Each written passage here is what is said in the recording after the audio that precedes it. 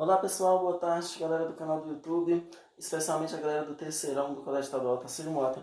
Olha só, a gente vai fazer uma breve introdução bem resumida, bem enxuta sobre circuitos elétricos nessa primeira parte sobre corrente elétrica, tá bom? Na semana passada eu pedi para vocês darem uma olhada no conteúdo, começarem a estudar, responder alguns exercícios e hoje aqui a gente vai só ver alguma dúvida que pode ter ficado, etc., para a gente melhorar aí esse aprendizado. Então, no livro de vocês viram circuitos elétricos. Vamos conhecer um pouquinho sobre corrente elétrica. Corrente elétrica é algo bem próximo da gente, que a gente lidar diariamente, utiliza a energia elétrica, né, em casa. Então, é possível a gente compreender um pouquinho melhor. Eu tentei colocar aqui uma demonstração, fiz aqui uma espécie de um circuito, tá? Esse circuito elétrico, utilizado por uma pilha, tá? Pode ser qualquer tipo de bateria. O importante é que tenha uma diferença de potencial, que a gente, de um lado, a carga positiva de menor intensidade e outra de maior intensidade, a positiva e a negativa. Então, um fio condutor que faz com que essa corrente elétrica ligada numa pilha, numa bateria, faz com que essa corrente elétrica ela fique ordenada, tem uma organização aqui dentro. Então, antes de eu ligar ela em qualquer bateria, em qualquer pilha, os elétrons estão dentro desses fios condutor, mas de maneira aleatória, não tem uma ideia fixa, não tem um segmento, certo? Mas quando a partir do momento que eu coloco uma variação uma diferença de potenciação, que é justamente uma bateria, uma pilha, os elétrons aqui dentro eles começam a andar ordenadamente, tá? Eles têm um sentido, tá bom? Então, faz com que os elétrons eles tenham eles andem ordenado, tá certo? Então, corrente elétrica é isso. Quando a gente liga essa diferença de potencial, faz com que os elétrons aqui dentro circulem de maneira ordenada, fazendo com que acenda aqui no caso a lâmpada, funcione a geladeira, e assim por diante, tá? Faz com que isso funcione, tá? Então, nós temos os efeitos dessa corrente elétrica. Todos nós utilizamos, nós temos, por exemplo, o chuveiro elétrico, ou mesmo até mesmo o ferro de passar, que é mais comum para a gente.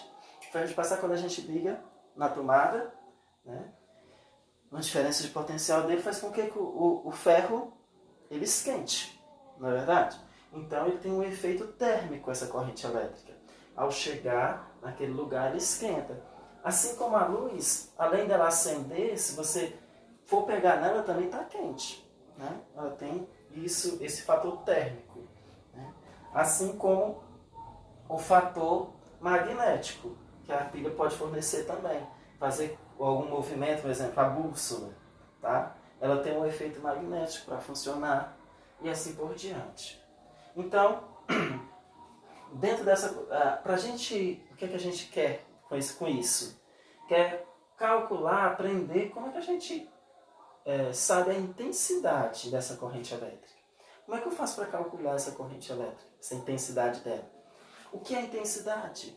É a força com que ela passa, ou seja, é a quantidade de carga que ela passa em um determinado local e espaço em razão do seu tempo. Se eu pegar aqui esse fio condutor, ó, tá? Quanto que a gente ampliou aqui, e aqui nós temos vários elétrons aqui dentro, tá?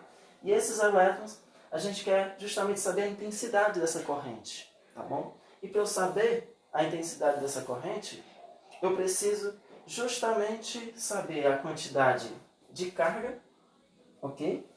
Delta aqui vai ser a quantidade de carga. E eu vou marcar o tempo que essa quantidade de carga está passando nesse pequeno espaço de tempo, tá certo? Vou pegar aqui, vou marcar aqui 2 segundos. Quero ver aqui a intensidade dessa carga. Então é possível a gente calcular dessa forma, tá? Então, o que é a quantidade de carga? Acho que a gente já viu nas aulas presenciais alguma coisa sobre isso. A quantidade de carga é quem? É a quantidade de elétrons, representada por N, ok? Vezes o E, que é a carga elementar do elétron. Qual é a carga elementar do elétron? É igual a 1,6 vezes 10 a menos 19 coulomb. Vai ser sempre essa, professor? Sim. Não vai mudar, vai ser constante. Esse é o valor da nossa carga elementar de cada elétron. Então, para a gente saber qual é a intensidade da corrente, a gente precisa saber o quê? O número de elétrons, tá certo? O número de elétrons vezes a carga elementar, a gente vai chegar em quê? A quantidade de carga. Pronto, trouxe, colocou aqui na forma, dividiu pelo tempo e a gente vai conseguir a intensidade da corrente. Até aí, tudo bem? Beleza. Olha só. Nós temos no Sistema Internacional de Medida, no SI, nós temos como é que é dado essas medidas, tá certo? Ou seja, ela é dada, a intensidade da corrente é dada em amperes, representada por esse A, tá? Ampere. No livro de vocês tem explicando tudo direitinho. Amperes.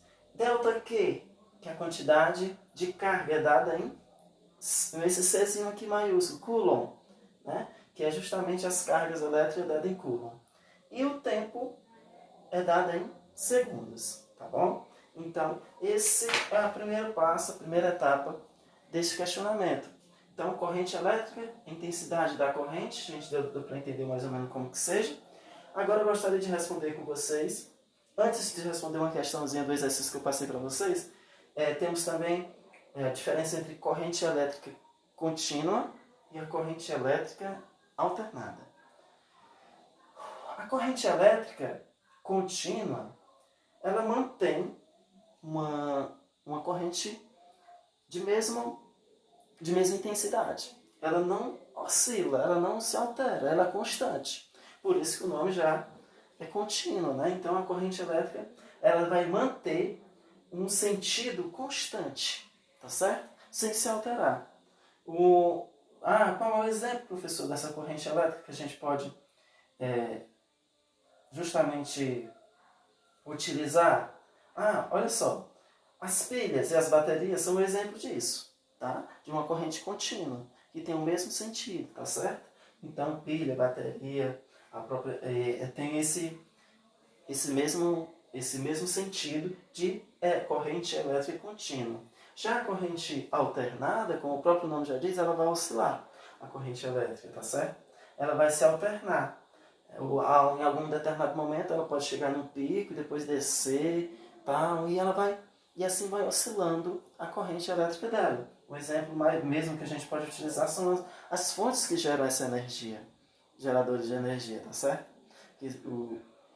As próprias hidrelétricas, termoelétricas e assim por diante, tá bom? Então, sobre corrente elétrica, nesse primeiro momento é isso. Vamos resolver aqui uma questão do livro de vocês, que eu passei como atividade, para vocês darem uma olhadinha para ver se ficou alguma coisa, tá? Eu vou deixar esse lado aqui, mas vamos responder. A atividade está na página 85, questão 1. Vamos lá, algumas pessoas já responderam, vamos tirar algumas dúvidas. Diz o seguinte na questão 1, calcule a intensidade da corrente elétrica em um condutor metálico em que uma carga de 67,5 coulomb atravessa a seção transversal em 5 segundos. Olha só que interessante. Quando eu vou fazer essas questões assim, sempre na minha época de escola, faculdade, é interessante a gente colocar o que nós temos, os dados, as informações. Então, veja bem, ele disse, calcule a intensidade da corrente elétrica. Poxa, o que é a intensidade da corrente elétrica? É representada por qual letra aqui nessa forma? Aí você vai ver que é o I. Então, ele está pedindo para a gente calcular isso, o I, a quantidade da corrente elétrica, tá bom? A intensidade, perdão, da corrente elétrica em um condutor metálico, em que uma carga de 67,5, olha, ele já está dando para a gente aqui a carga, a quantidade de carga. É quanto? 67,5 coulomb. Olha que legal. Ele atravessa uma seção transversal. O que é atravessar uma seção transversal? Como eu pego um fio condutor, marquei aqui, tá? Em determinado, no caso aqui ele disse em 5 segundos, então ele já dá o tempo para a gente. 5 segundos, olha só. Aí pronto.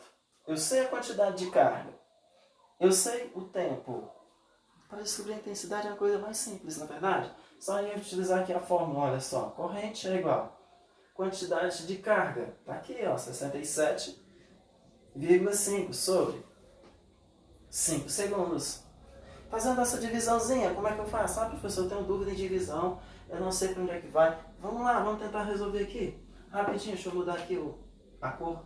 67,5 dividido por 5. Olha só que legal. Sei, tem uma vírgula aqui, professor. O que é que eu faço com ela? Olha só, que eu tenho uma vírgula aqui.